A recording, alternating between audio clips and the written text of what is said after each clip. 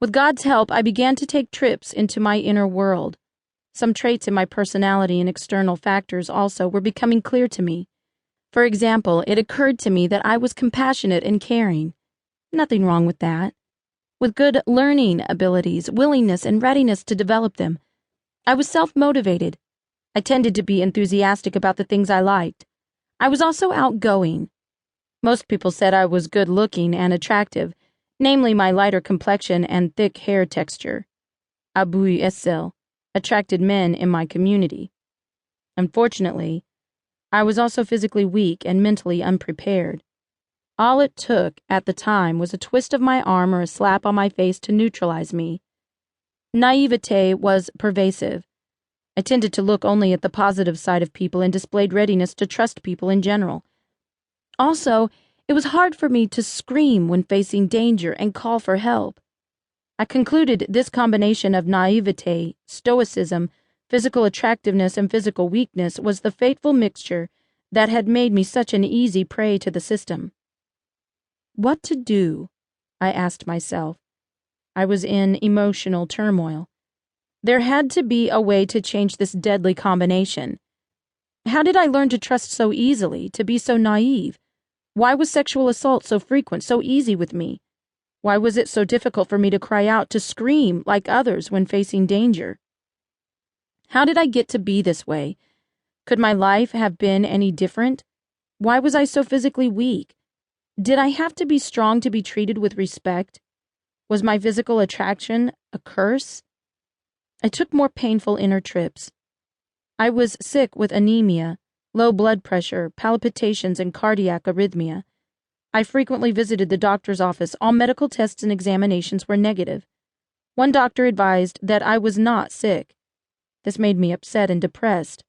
Then my hair began to fall out mercilessly, leaving spots of baldness in the front and back of my head.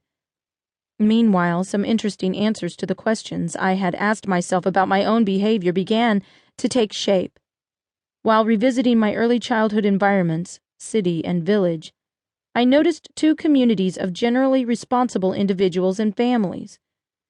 The adults of my childhood were not perfect, but they made taking their individual and collective responsibilities a highly valued prize. Being caring, giving, respectful, respectable, and sociable were strongly encouraged. Dignity, humility, and modesty were also high on the list of moral values. For the most part, not always, people were held to their words. As an oral tradition community, words were very important, i.e., those with the tendency to say things for the sake of saying them were not respected. This was a disincentive for me to lie deliberately, and an encouragement to believe that people meant what they said and said what they meant. In the village, there was only one notorious family of thieves and one accursed, single man who did not bother to marry, but he specialized in taking married women from their husbands. Murder was a rarity. I only remember two. The first in the village was disguised as a hunting accident, and the other in the city was a murder attempt. One man made his bigger and taller victim drunk and tried to strangle him to death in the middle of the night. These two events were talked about for a very long time. 3 women had been caught together stealing a stem of plantains. Because stealing was strongly discouraged in our culture, they were automatically put in songs that were sung at weddings and First Communion celebrations everywhere in the area. One man was so greedy he walked around with a spoon in his bag, so no one would use lack of spoon as an excuse to not invite him to share their dinner. He too was put in songs. The songs would incriminate both the culprit and his or her clan. The culprits were despised both in and outside their clan.